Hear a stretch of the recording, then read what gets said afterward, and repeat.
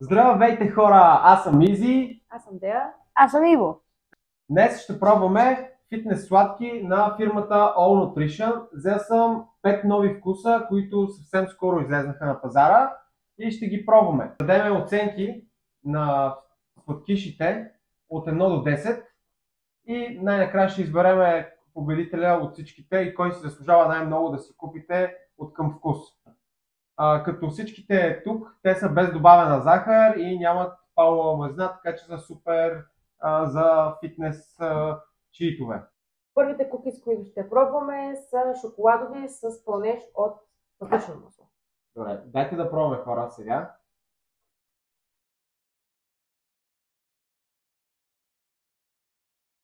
В принцип, протеиновите неща, казваме го за всички, са малко по-сухи. Не очаквахме да са чуви, защото имат от тези базовите бисквити, които влязоха в пазара, са доста по-твърдички, но тези са, може би са и много пресни и са много мекички. На мен обаче нещо харесват ми като вкус. Обаче тук на картинката показва, че вътре има фъстъчно масло, такова почти течно. А реално вътре няма фъстъчно масло течно. Мисля, покажи го само леко на камерата. То упаковката понякога, само за да го купиш. Няма толкова голям пълнеж, но то винаги опаковките така ги правят. Но пък забележи друго. Тук са идеално кръгли с шоколад отдолу, а те изглеждат много по-добре. Да, изглеждат доста крафт. Много по-добре изглеждат. Да, все едно са homemade. Да. Но като вкус са супер. Просто ми се искаше вътре да има такава течна част, защото ще да е още по-яко. Но като цяло са доста окей. Добре. Ти колко им даваш? Осмица. Осмица, добре. Аз им давам 7. Давам им 7,5, за да има на къде да надграждаме. Все пак имаме още 4 вкуса, които да пробваме. Но много ми харесаха и се изненадох, че са чули и че изглеждат доста по-добре, отколкото на упаковка. Следващите са тези донат куки, които вътре имат фъстъчено масло и карамел. Така че сега ги отваряме, нямам търпение. Надявам се тук фъстъчното масло или карамела да са течни. На картинката изглежда доста по-добре от първите. Да.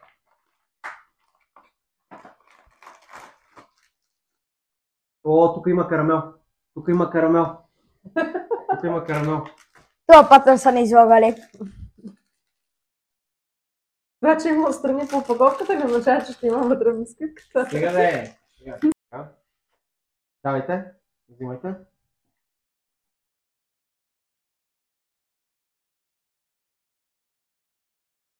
Има карамел. Има, да. Има и доста фъстъци. Има доста фъстъци. Да, даже се вижда карамела как.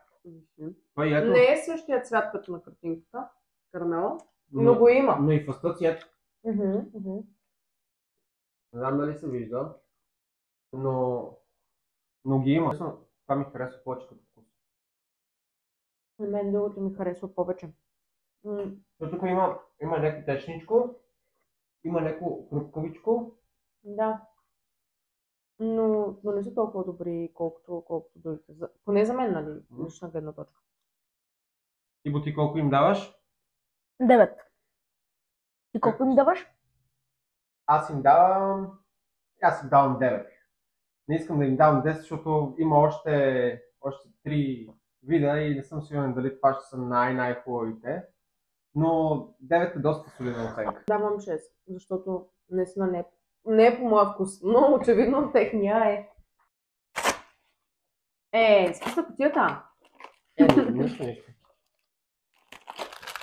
О, тези изглеждат брутално. Да. Тези изглеждат наистина много добре. Тези са... Чакайте, че забравихме да ги представим. Да, това са куки с шоколадов чипс на картинката вътре. Като не виждам на картинката.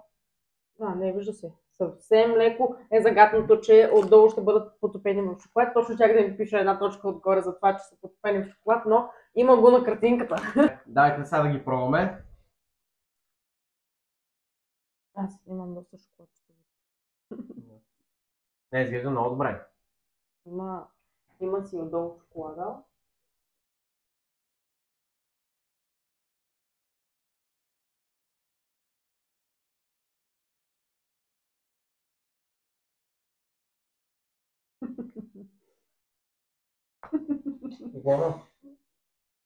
Трябваше да се пълни с шоколад, а няма вътре шоколад. Няма никакъв. Да, няма никакъв шоколад.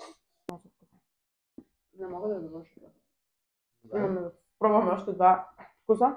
Добре. Ами, аз почвам. Аз ще им дам 5.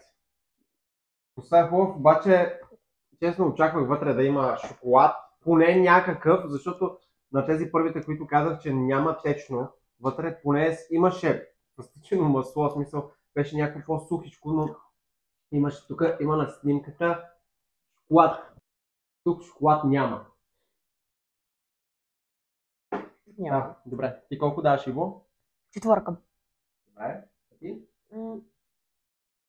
Аз им давам 6,5, защото на предходните дадох 6, а тези ми харесват повече на вкус. Но да, вътре няма шоколад, но на вкус повече ми харесват на мен лично, затова им давам. Добре, да. За тези имам очаквания. Да. Следващите бисквитки са тези с кокос и карамел и като цяло с Дея имаме най-големи очаквания за тях. Но сега ще видим.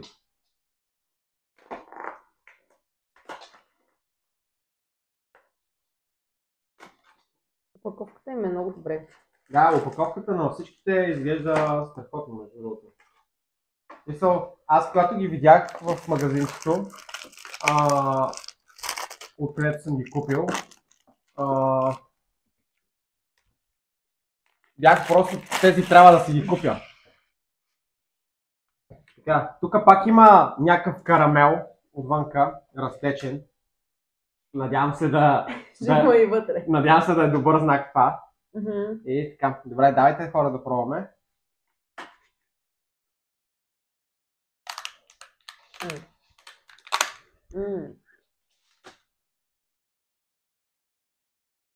Продават очакванията. Карамелчето. Има страхотен вкус на кокос. Аз не харесвам бял шоколад, но тук комбинацията е много добра. Само гледайте.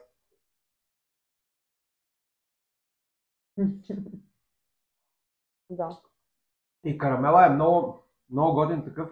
Не е от онзи тип карамел, дето ти полепва по лепцето и после едва си го махаш. Не полепва и по зъбките, което е Да, наистина е много вкусно. много е вкусно. Аз им давам 8. Тези давам 9,5. Аз съм много обрана към оценките. Да. За тези давам 9,50. 50. Добре. Следните, които ще пробваме, са бисквитки с черешов крем и шоколад. На мен лично по визия от опаковката най-много ми приличат на мирашки. И Фитнес мирашки. фитнес мирашки. Да, между другото трябва следващия път да имаме водички. Да може да пиваме след едното ядене, да си го запиваме. Да, ще го направим следващата. Да. А следващия път може да си направим онова кисело-сладко. Има, Айде, да, аз съм съгласен. Тези са бая вътре. да, доста са вътре, но очаквах да са малко по-големи, но сега вкуса решава всичко. Нямаме оценки за вид и такова. Има си го.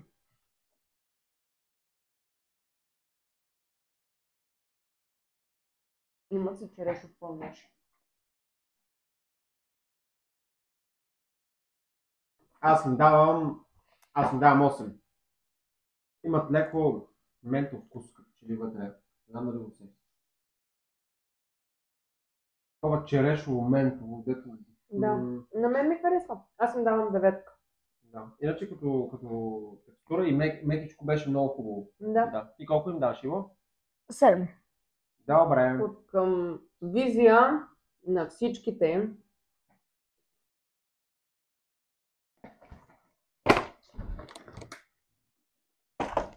От към визия още в началото очаквах от тия най-много, но всъщност тези, които най-много ми харесаха, бяха тези. Може би, защото съм страхотна почитателка на шоколада. И тези. И сега ще сложим тук победителя от всичките, защото честно не сме ги броили. Тук ще бъде кутията, ще сложа просто снимка на кутията.